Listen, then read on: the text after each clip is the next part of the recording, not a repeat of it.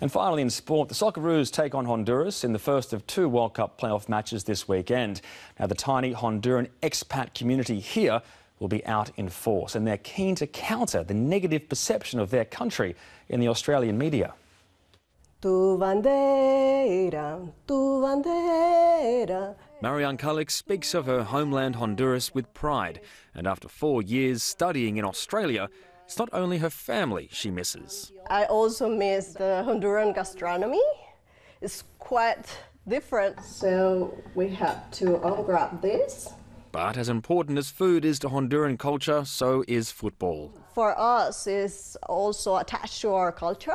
You know, it's not only a sport, something that means a lot of our identity. Honduras is vying for its 4th World Cup finals, and in their way, the Socceroos.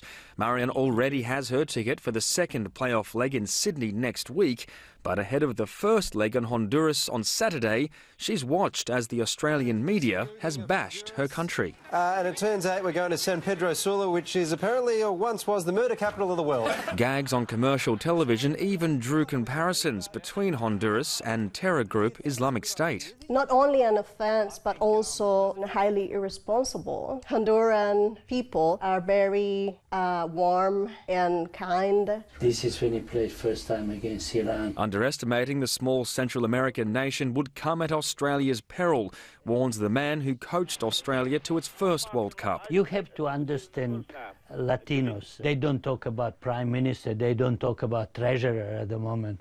They talk only about a game against Australia. Some in Honduras say Australia lacks an important football tradition, much like what we heard from Uruguay in 2005. But look around, all you see is tradition.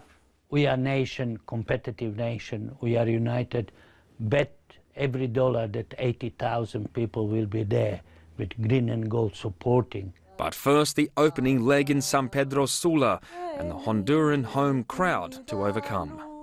Crunch game on Saturday. I can't wait, Janice. May the best team win, but we do want the Socceroos to win. Thanks, Darren.